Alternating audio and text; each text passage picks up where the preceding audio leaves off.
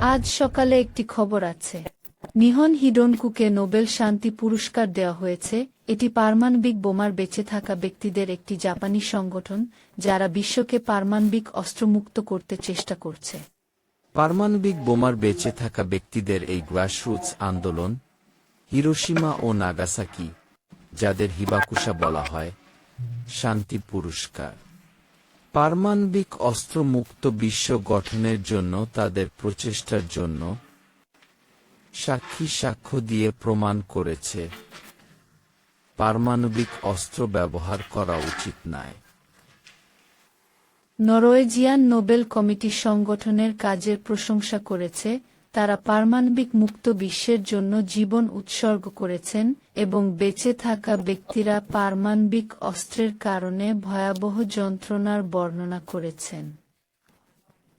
Jacqueline, well, Nihon Hidankyo, a name that will now be known the world over. This is a Japanese grassroots movement made up, as she said, of survivors from the atomic bombings of Hiroshima and Nagasaki. It was, in fact, created 11 years after the end of World War II to represent those survivors suffering not only with the physical effects of radiation, but also social stigma. Now, the Nobel Committee said the group won because of its efforts to rid the world of nuclear weapons.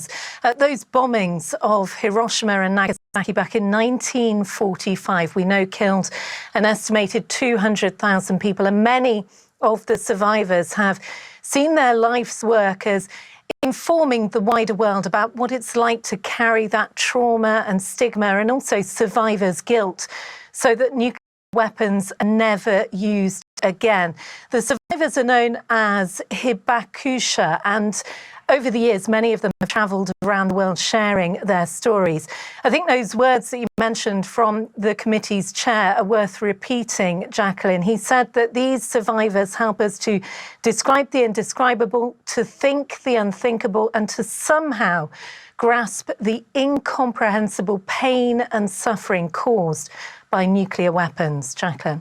And Anna, this decision, it comes at a time when international conflicts are again heightening the threat of nuclear warfare. How has that influenced the committee's decision? Yeah, look, we never know who is nominated for the Nobel Peace Prize. The shortlist, in fact, is only released after 50 years. There's always an educated guess, and I think certainly this year it has been a safe choice by the committee, a rather non-controversial one. There were other names being touted about, such as the ICJ, the International Court of Justice, or UNRWA, the UN Agency for Palestinian Refugees. But this decision is a pointed one at a time when the threat of nuclear war is still present. You know, we talk a lot about headlines being dominated by the conventional conflicts in the Middle East and Ukraine. But let's remember, both of those have involved the threat of nuclear weapons. Let's take a listen to Joergen Watne Frydnes. He is the chair of the Norwegian Nobel Committee. It is therefore alarming that today this taboo against the use of nuclear weapon is under pressure. The nuclear powers are modernizing and upgrading their arsenals. New countries appear to be preparing to acquire nuclear weapons, and threats are being made to use nuclear weapons as part of ongoing warfare.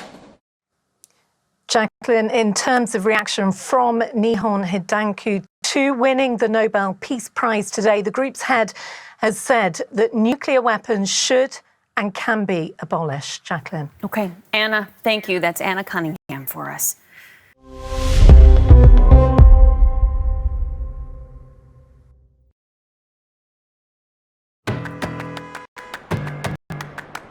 Learn valuable business and IT skills in your own time and at your own pace with HP Life, a free online skills training program. HP Life is a program of the HP Foundation, which is working with HP to